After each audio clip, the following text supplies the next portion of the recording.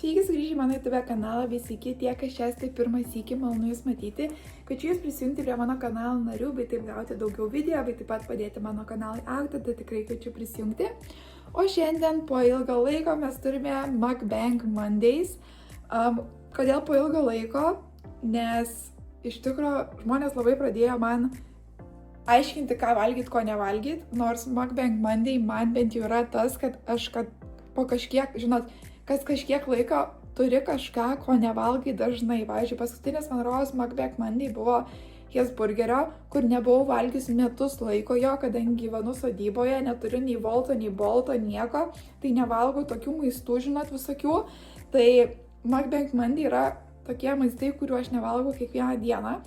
Ir kiekvieną dieną aš valgau normalų maistą, žinot, palei tą, ką man reikia, nes turiu gastritą.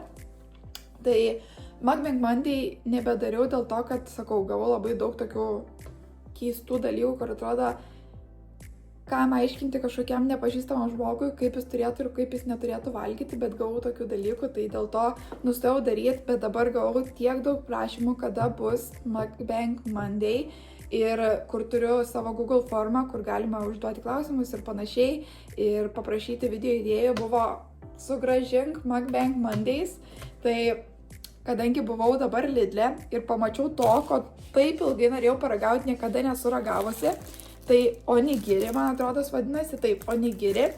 Ir pasiėmiau 2, nes 2 paskutiniai ir buvo likę, galvoju, pasigriepsiu, pamėginti, nes norėjau paragauti taip ilgai, kadangi aš labai mėgstu koriečių muziką ir aš žiūriu koriečių laidas ir visą kitą, tai jie būna valgo tokius. Ir aš sakau, visat norėjau paragauti, tai dabar turėsiu šansą, tai to pačiu galvojau, nufilmuosiu mukbangą, nors tik tais 2 dalykai, tas mukbangas toks ir gausis, bet tiesiog bus pirmas išbandymas kartu su jumis. Taip pat nusipirkau sojos, kadangi maniškė baigėsi. Tai man atrodo, čia turi kažką atplėšti, atidaryti. Aha, reikia atidaryti. Tai įsipilsiu šiek tiek sodos į indelį, kad galėčiau pamerkti šiek tiek šitą onigiri, nes vis tiek man visat, pavyzdžiui, sushi skaniau yra su soja negu be sojos. Tai dabar reikia žiūrėti, kaip atidaryti, nes žinau, kad jie turi specialų atidarimą. Tai man atrodo, kad pasiema už čia, bet tos skonis čia yra chicken teriyaki. Man atrodo, reikia atidaryti va šitaip aplinkui. Aha. Kažkodėl pastrigo ir tuomet šitaip atsidaro į abu šonus. Jo, tik tais man kažkodėl neatsidarė iki pat galo, bet esmę suprantat, gerai. Man prasiplėšė. Ne. Nu jo, biškį nusiplėšė lapo. Tai aš pasiimsiu tą lapą iš čia, nes nežinau kaip jūs, bet man labai patinka skonis jūros dumblio.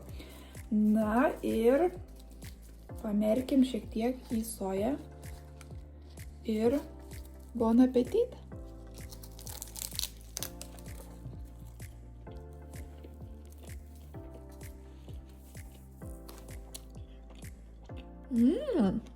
Skanu, yra pupelių viduj, morkų, man atrodo.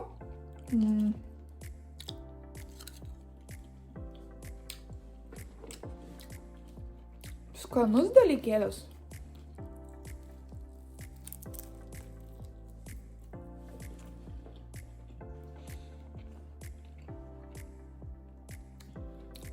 Mažai gaunu terijakio skonio.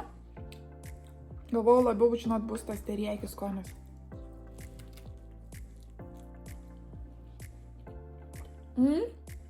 Šitom kąsnį vištiena pasijautė.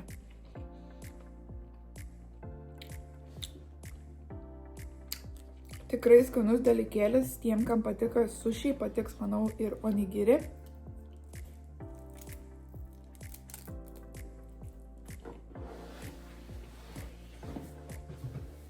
Bet aš sakyčiau, visas čia valgymo experience yra vien dėl to, kad jie turi kampiniai.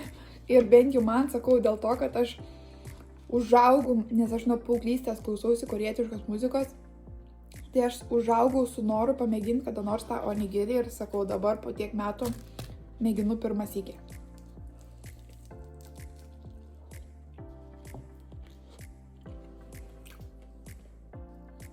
Plius pasakyčiau, čia nėra visai toks, žinot, kaip visai healthy valgis.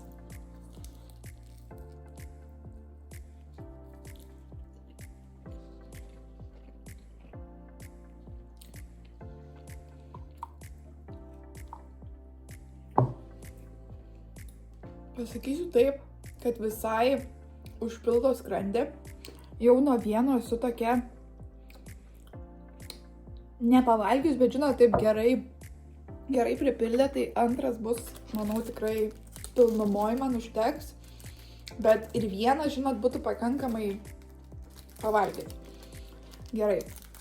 Bemėginkim šįkart. Gal šįkart geriau gausis atidaryti. Tikėkimės. Nes man čia užstrigo paskutinį sykį.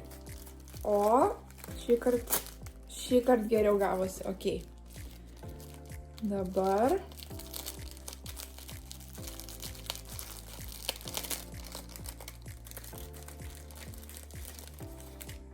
Ok. Ir antras.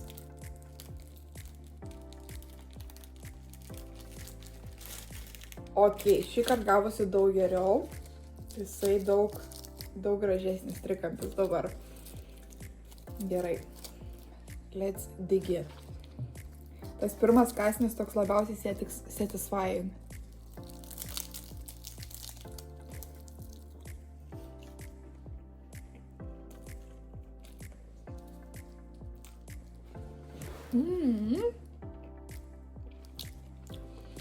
Nu, žinokit, skanumėlis. Skanumėlis. Aš kai visą žiūriu mukbangus, tai atrodo taip norėtos paragauti, kad tie žmonės valgo, tai aš manau, kam patinka sushi, dabar galvojat, kaip norėčiau valgyti dabar aš tą onigiri.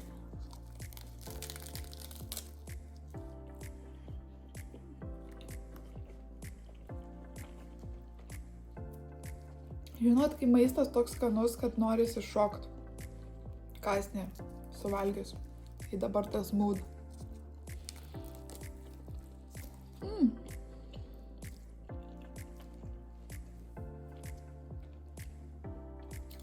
Let's get it.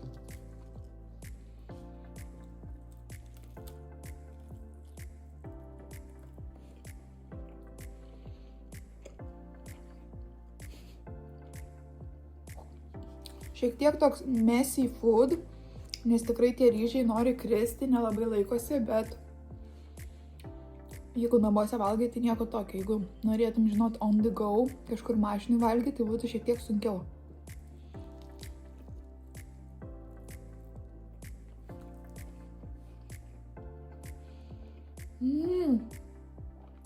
Šitam kąsniui daug vištienos buvo.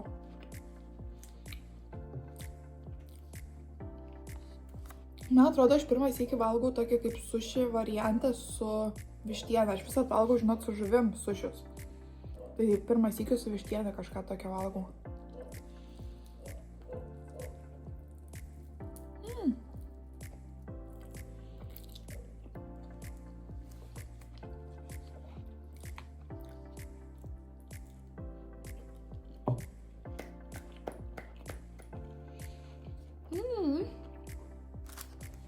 All done.